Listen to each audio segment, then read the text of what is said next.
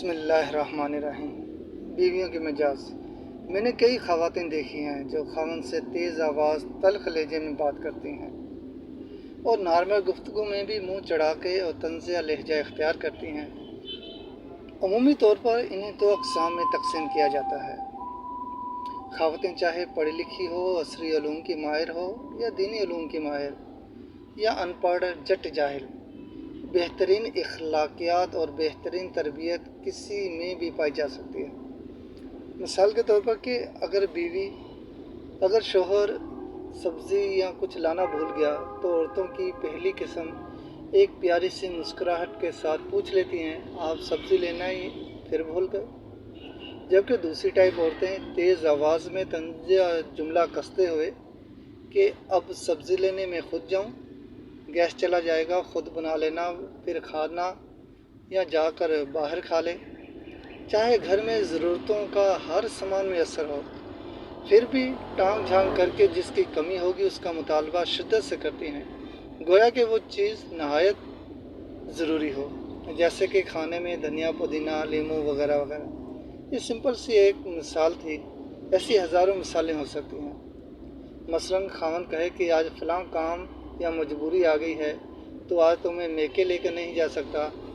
अच्छी माँ की परवरिश याफ्ता ख़वातीन खावंद की मजबूरी में दिलचस्पी लेंगी और खैरियत पूछेंगी, क्या हो गया वगैरह वगैरह। उसकी मजबूरी को समझेंगी, उसके साथ मुकम्मल तावन करेंगे। जबकि दूसरी किस्म की ख़वातीन जिनका बचपन ये देखते गुज़रा है कि जहाँ उनकी माँ अपने शोहर की इज़्ज़त ना करे, या ऐसी माएँ जो ख़ास करके बेटियों की तरबियत नहीं करती, यहाँ पे बात सुनाना शुरू कर देंगी कि मेरा काम जब भी आएगा, आपके काम निकल आते हैं, आप अपना काम बाद में भी तो कर सकते थे वगैरह वगैरह, और मुंह ही मुंह में बड़बड़ाने लग जाती हैं।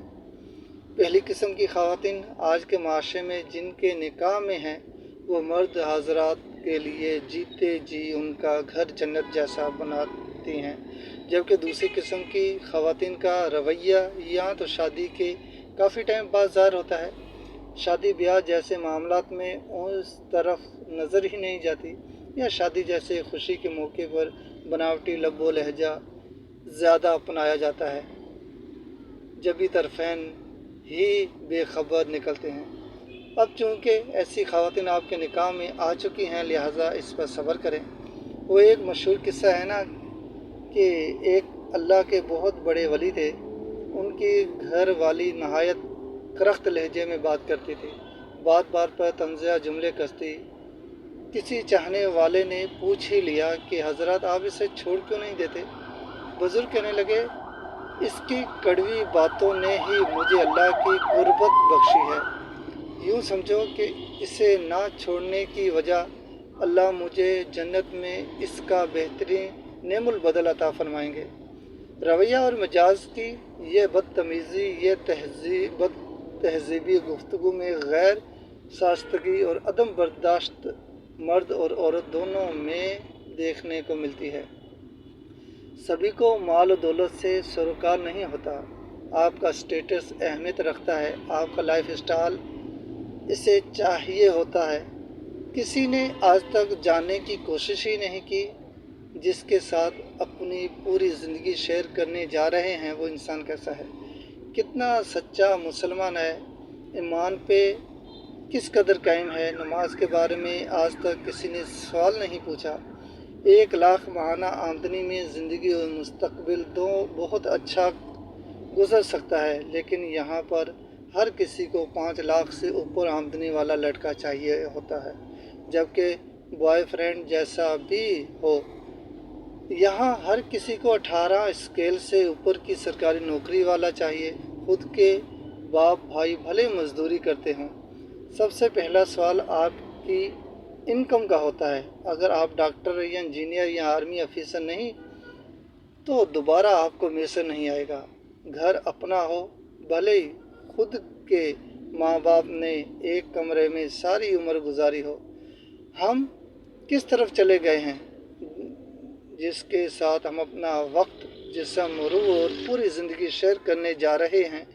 हम जानना ही नहीं चाहते कि उसका मिजाज कैसा है, वो इंसान कैसा है, इखलाकियात का کیا لیول ہے اس کے اندر کا، اس کی نیچر کیسی ہے؟ کیا صرف مال و دولت اور ذرائع آمدنی ہی آپ کو اچھا برا انسان بناتی ہے؟ ذرا سوچنے کی بات ہے کہ آج ہم واقعی کہاں جا رہے ہیں۔ ہم پیسے کو دیکھتے ہیں، دولت کو دیکھتے ہیں، ہم یہ نہیں دیکھتے کہ فلاں بندے کے اندر اخلاق ہے یا اس کی تربیت کیسی ہے، لیکن بس چمڑی دیکھ لی اور پیسہ دیکھ لیا، بس ہو گیا کام۔ اللہ تبارک تعالیٰ ہمیں اچھا ہم سفر ڈھونڈنے کی توفیق عطا فرمائے، اور اللہ تبارک تعالیٰ سے دعا ہے اللہ تبارک تعالیٰ ہر ایک انسان کو، وہ انسان جن کی ابھی تک شادی نہیں ہوئی، ان کو اچھا نیک ہم سفر عطا فرمائے، آمین۔